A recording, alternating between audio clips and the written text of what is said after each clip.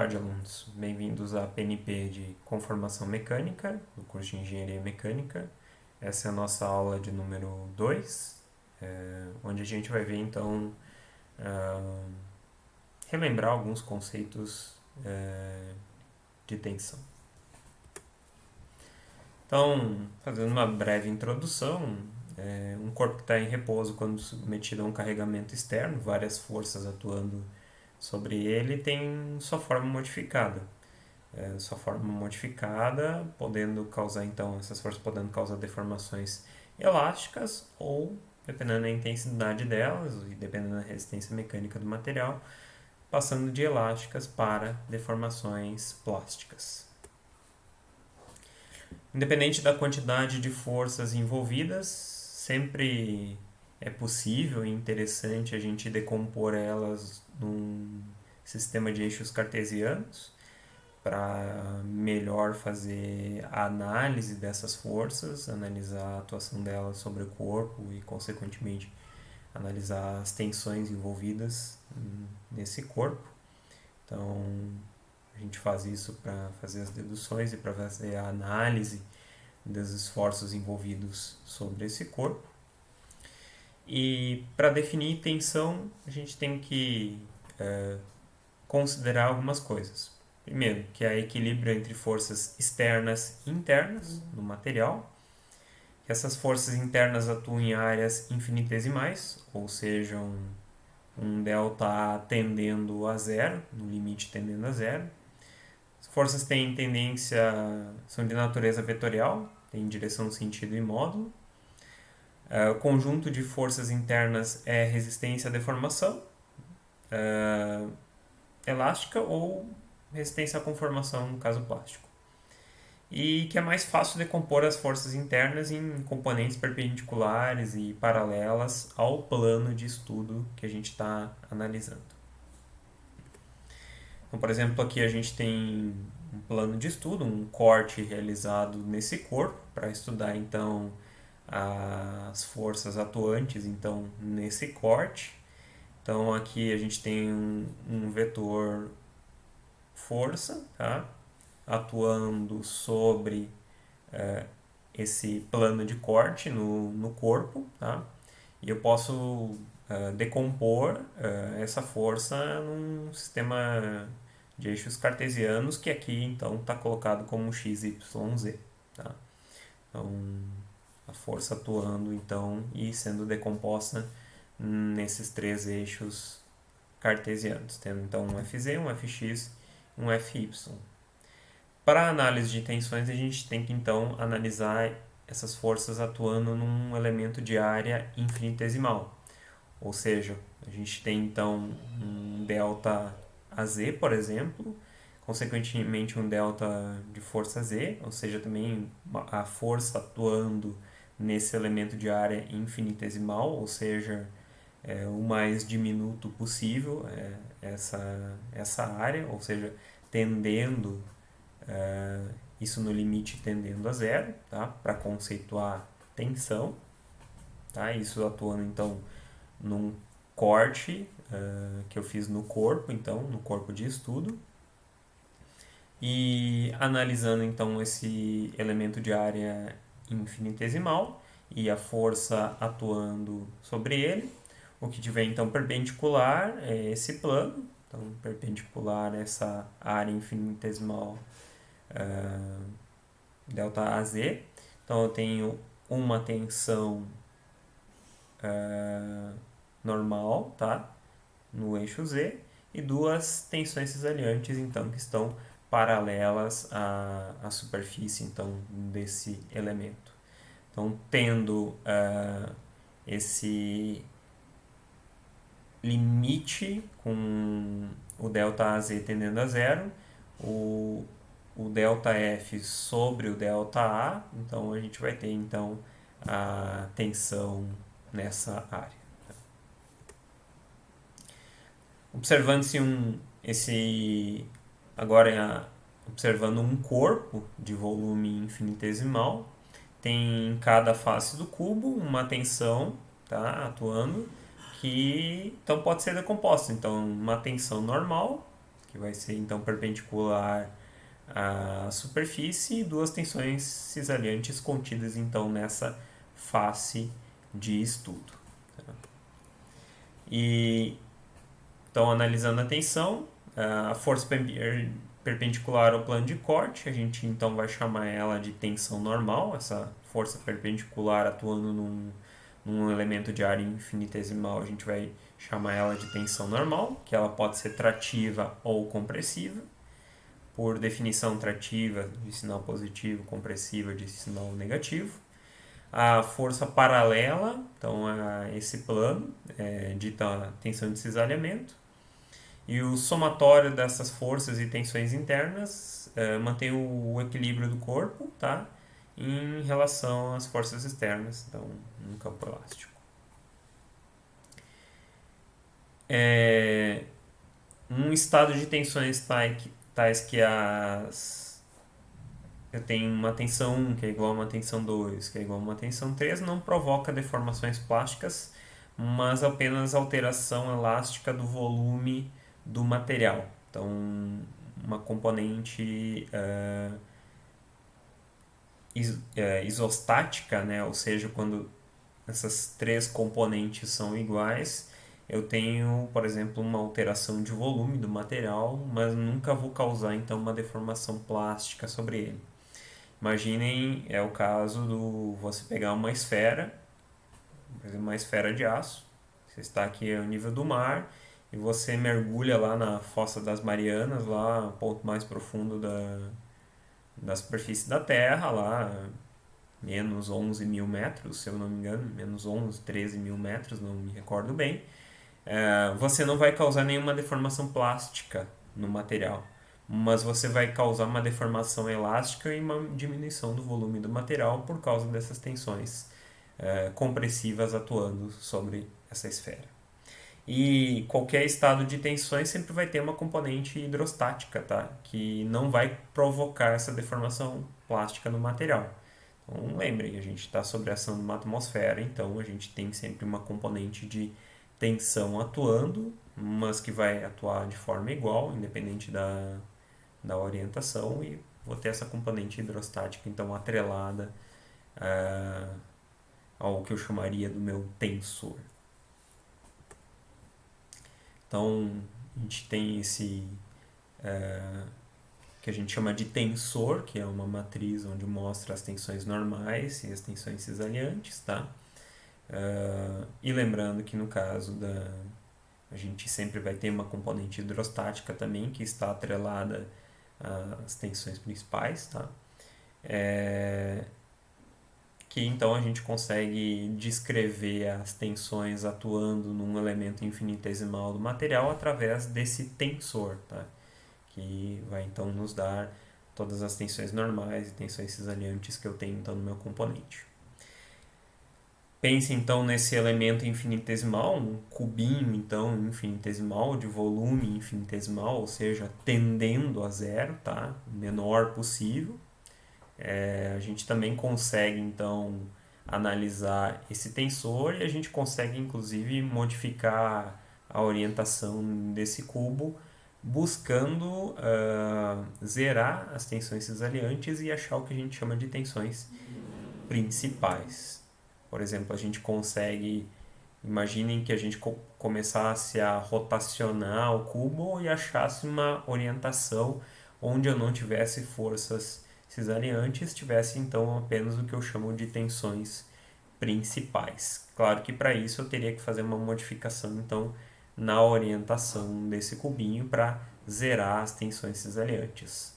Mas tendo então apenas tensões principais, eu consigo de certa forma fazer uma simplificação então das tensões que estão atuando sobre o meu corpo. Tá? As tensões principais então que são achadas através dessa mudança então de orientação do elemento infinitesimal, elas então recebem as denominações de tensão 1, tensão 2 e tensão 3.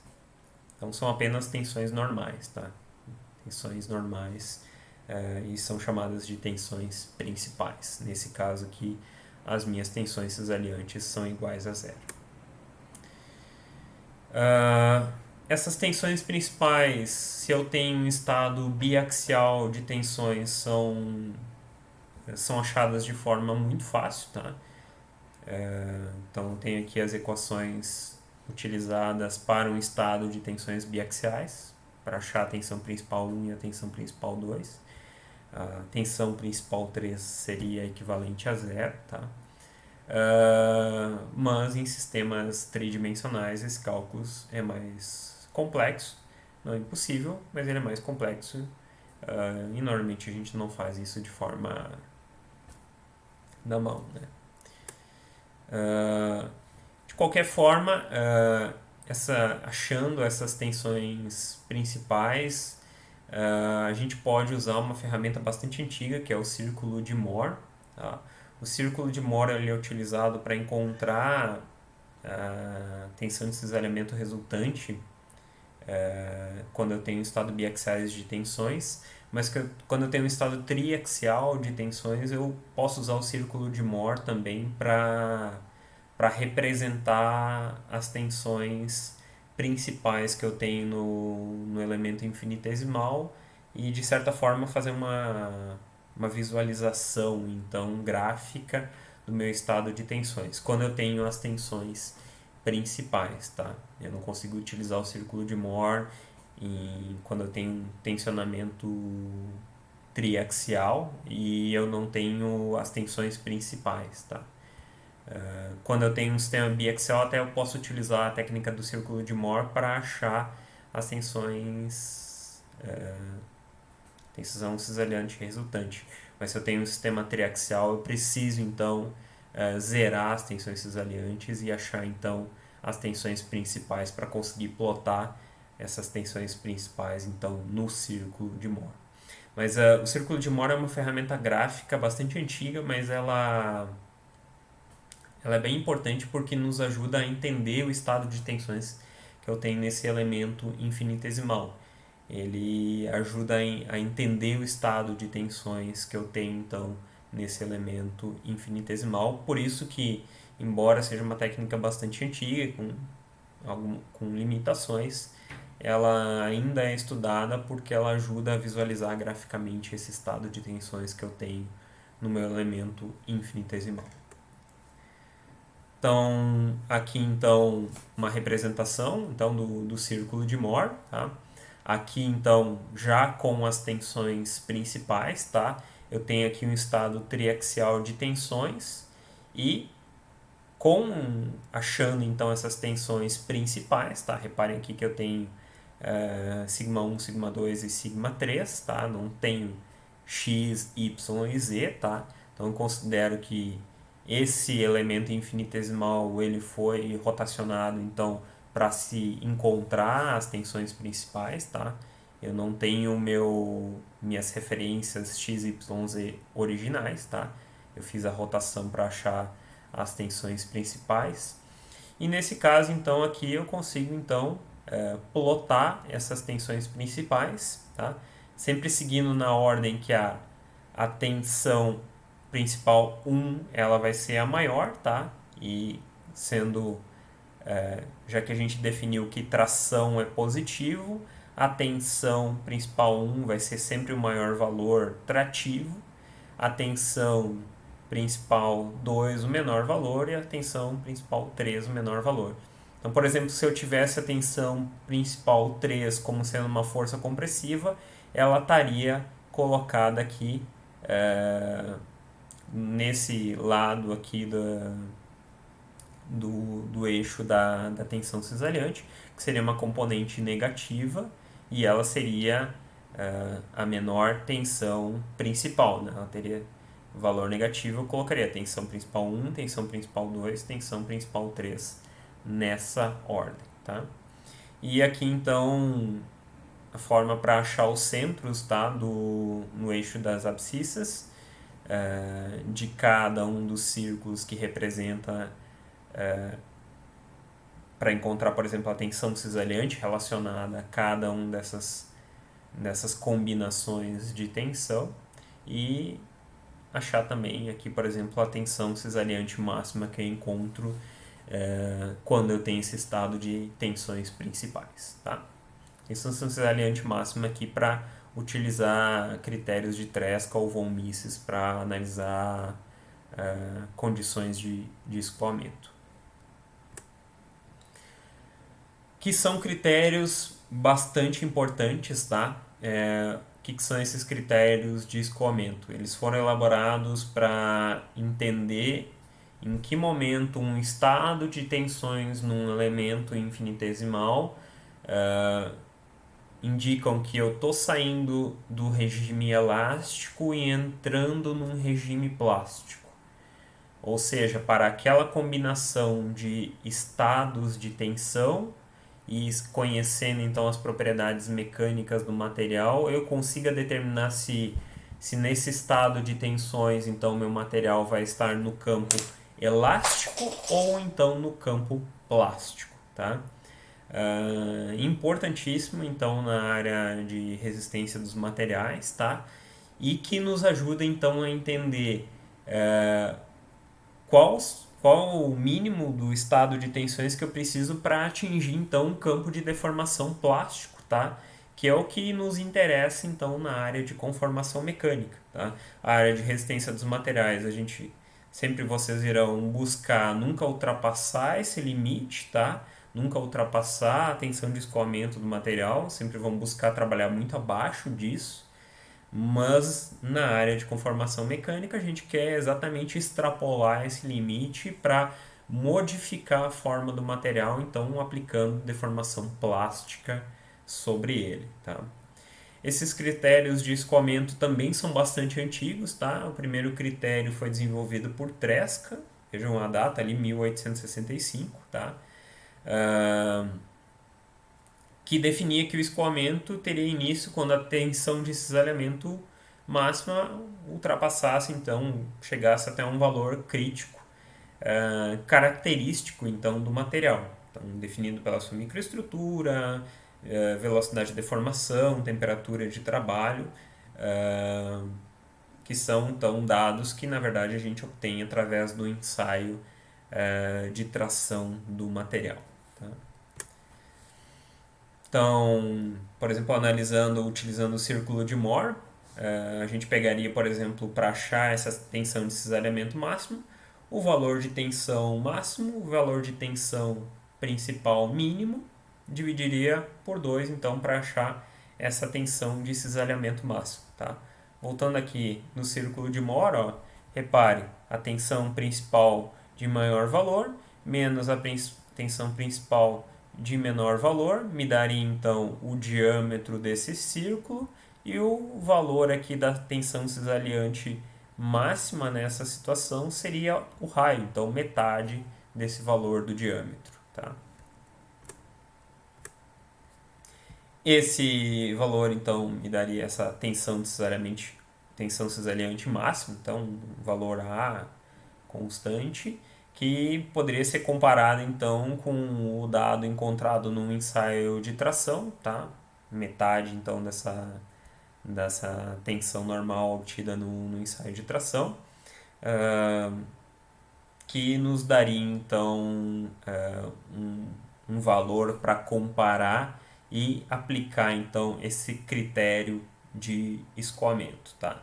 Originalmente então o critério de Tresca e mais tarde então tendo o critério de von Mises, que é um pouquinho mais aprimorado porque leva em consideração aquela tensão intermediária, aquele valor intermediário de tensão. Leva em consideração as 3 tensões principais. É o que fala aqui nesse texto. Então, o critério de Tresca apresenta o erro, o fato de não considerar essa tensão intermediária. Então, von Mises, em 1913, criou um outro critério, tá? Um critério de escoamento por energia de distorção, não importa o nome, mas é um critério então que leva em consideração essa tensão intermediária. Tá? Plotando, por exemplo, isso num gráfico, a gente veria que o critério de, de von Mises, ele analisa muito melhor o estado de tensões e ele é muito mais preciso do que o critério de Tresca. Mas claro, quando, por exemplo, das tensões for zero, os dois têm o mesmo resultado. Então, a gente pode analisar então isso utilizando o conceito de tensão equivalente, que no caso de Tresca é bastante simples, seria a tensão principal 1, que é a de maior valor, menos a tensão principal 3, que é a de menor valor, uma menos a outra, nos daria então o que a gente chama de tensão equivalente. E no caso ali de von Mises, uma equação um pouquinho mais complexa para achar então a tensão equivalente por von Mises, que leva em consideração as três tensões principais, tá? Ou aqui no caso ainda quando eu tenho as tensões em x, y e z, tá? Só que daí eu preciso ter conhecimento das tensões cisaliantes nesse caso, tá? Então, os critérios de escoamento de Tresca, que é bastante simples, é o mais antigo, de 1865, que a tensão equivalente é a tensão principal de maior valor menos a tensão principal de menor valor, tá? Eu teria então a condição, eu sairia da condição de deformação elástica para a deformação plástica quando a tensão equivalente fosse maior ou igual à tensão de escoamento do material, tá? Lembrando que a tensão principal 1 é de maior valor, seguida pela tensão principal 2, que é a intermediária, e a tensão principal 3 seria de menor valor, tá? Quando essa tensão equivalente ultrapassa, então, a tensão de escoamento, eu entraria, então, no regime plástico de deformação. Então, posso obter isso utilizando o critério de escoamento de Tresca, que é mais simples, ou o de von Mises, que está aqui escrito em função das tensões principais, que ele, por levar em consideração essa tensão intermediária, ele é um pouquinho mais preciso, um pouquinho mais reproduz um pouco melhor a realidade. Mas qualquer um dos critérios pode ser empregado, só lembrando que von Mises é um pouquinho mais preciso. Então, fazendo aqui a utilização desse critério, eu saberia, eu atingi nesse elemento infinitesimal uma condição de tensão que faça com que eu saia do regime elástico e vá para o regime plástico, tá? De deformação. E bom, daí quando a gente entra no regime plástico de deformação, o comportamento do material vai se tornando mais complexo, então o critério de escoamento serve para a gente saber quando eu atinjo essa condição, tá?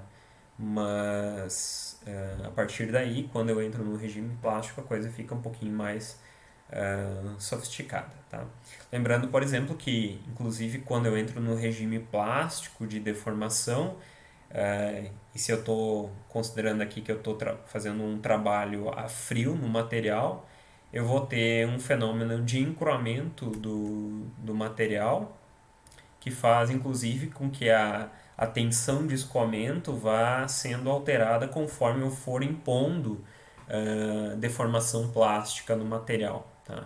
Inclusive eu normalmente faço uma representação matemática desse efeito do encruamento através dessa equação, onde aqui eu tenho a tensão de escoamento original do material, aqui eu tenho a deformação plástica verdadeira imposta no material, e isso é levado num índice de encruamento, de um coeficiente de encruamento, que nos dá então, conforme eu for realizando a deformação plástica do material, a nova, entre aspas, tensão de escoamento do material, a tensão de escoamento originada então por esse efeito do encruamento no material. Aqui então dando um exemplo, tá, da utilização desses critérios de escoamento, tá? A gente tem aqui um elemento infinitesimal do material, um estado de tensões biaxial. Reparem que eu não tenho indicações de tensões cesariantes, então eu posso considerar essas tensões como sendo principais, tá? Então tenho ali uma força trativa de 380 megapascal e uma força compressiva de 390 megapascal. Posso utilizar, por exemplo, o critério de Tresca, tá? Bastante simples. Então a tensão principal 1 menos a tensão principal 3, tá? E reparem que a tensão principal vai ser sempre o maior valor, mas vocês têm que considerar o sinal, né? Então a maior tensão vai ser esse valor de 380 trativo, ou seja, mais 380. Então, mais 380 vai ser a tensão principal 1 e menos 390 vai ser a menor tensão, que é esse valor aqui, a tensão principal 3. Então, eu vou ter aqui 380 menos 390, que vai me dar então a tensão equivalente. E obviamente que esse valor é maior do que a tensão de escoamento do material, que vai me gerar então um estado onde eu ultrapasso o limite de escoamento do material e entro agora num regime de deformação plástico. Tá? Então, ou seja, ultrapassei o limite de escoamento do material, entro num regime plástico, onde daí o comportamento do material, o comportamento desse elemento infinitesimal vai se tornando mais complexo, mas o critério de escoamento me deu essa resposta que as condições de tensão que eu tinha nesse elemento infinitesimal me levaram a entrar no regime de deformação plástico. Que usei Tresca para fazer analisar de cabeça, mas querem um resultado mais preciso, utiliza von Mises para achar então a tensão equivalente para esse estado de tensões, tá?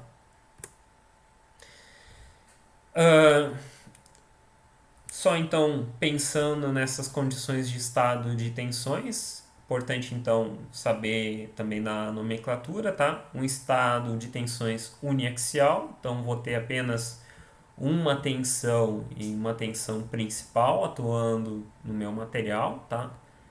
Isso aqui seria então o que a gente busca no ensaio de tração no material, no ensaio de compressão no material, a gente sempre busca por essa condição para achar os dados do material, as propriedades mecânicas do material, tá?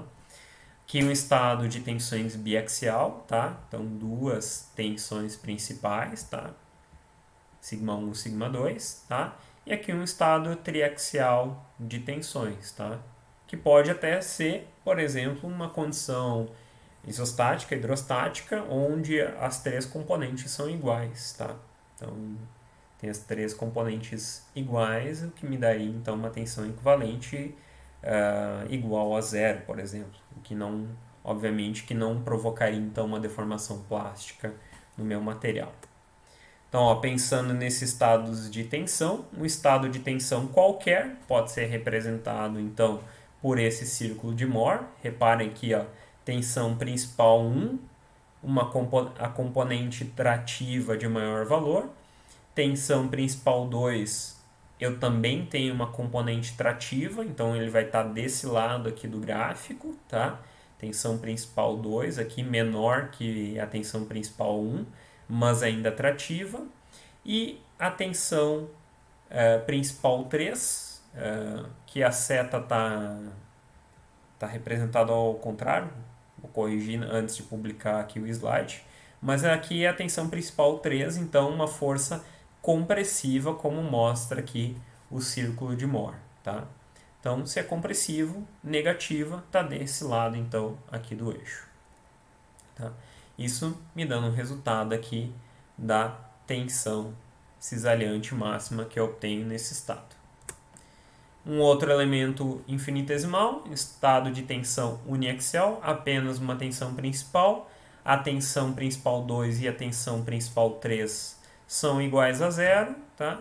Então, a tensão cisalhante máxima vai ser exatamente a metade da tensão principal 1, tá? Por isso, então, que a gente utiliza para a obtenção de propriedades mecânicas do material para encontrar então a tensão de escoamento do material, a gente faz um ensaio uniaxial de tração no material para achar então a tensão de escoamento dele, para ter uma condição de um estado de tensões simples para achar então a propriedade mecânica do material em questão.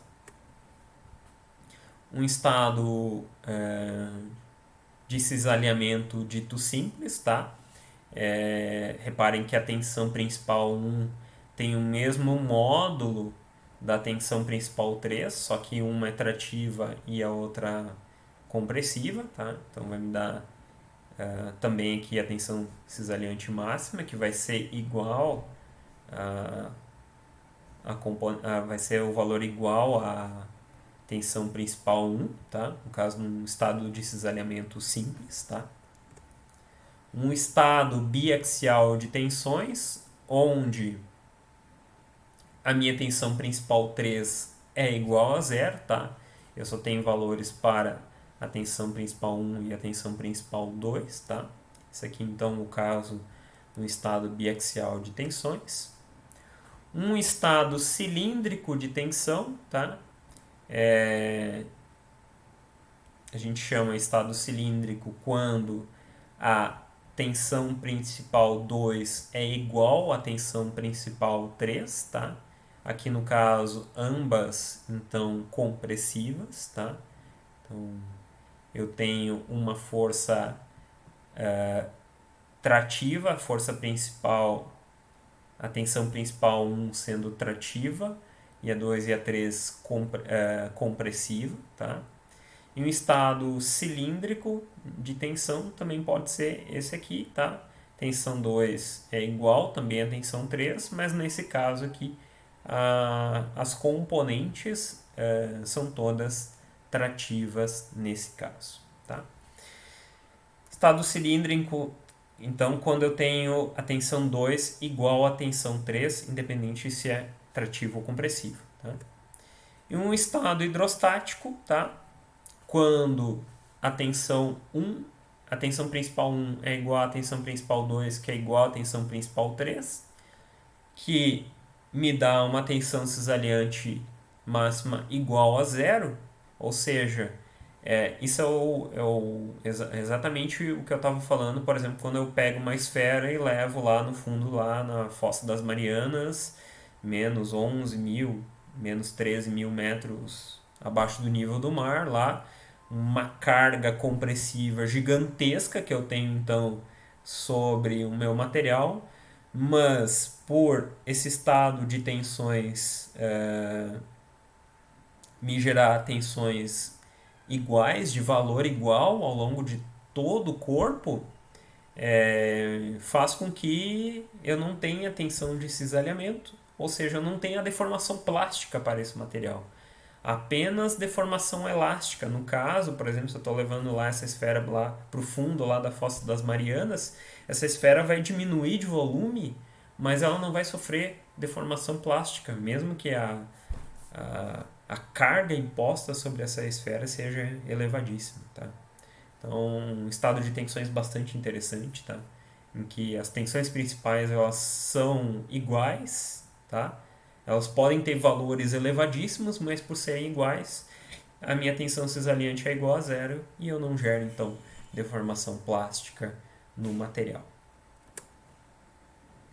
Mais aqui um exercício para vocês fazerem, tá? Peguem ali e façam um desenho do elemento infinitesimal de uma amostra, considerando um esforço trativo no eixo X de 200 megapascal, uma compressão no eixo Z igual a 100 megapascal, tá?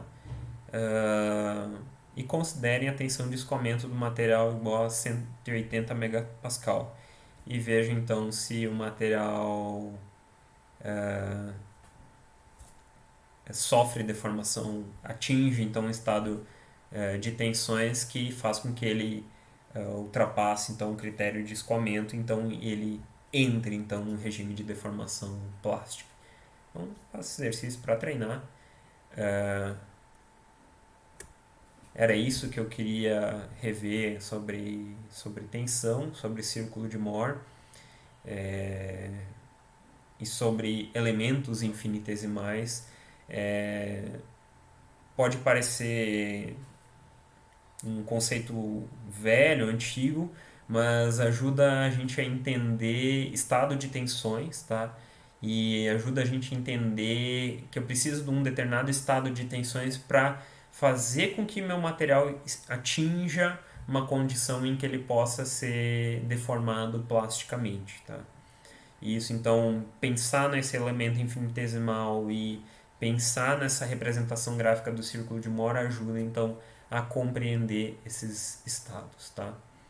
Bibliografia utilizada para essa aula, o livro do meu professor da graduação, do meu antigo chefe de laboratório, Lírio Schaefer, e um professor de São Paulo, o Ettore Bresciani Filho, tá? Que tem um livro bastante interessante também, que não existe mais edição também, como quase todos os livros de conformação mecânica, é, que eu então utilizei para essa aula.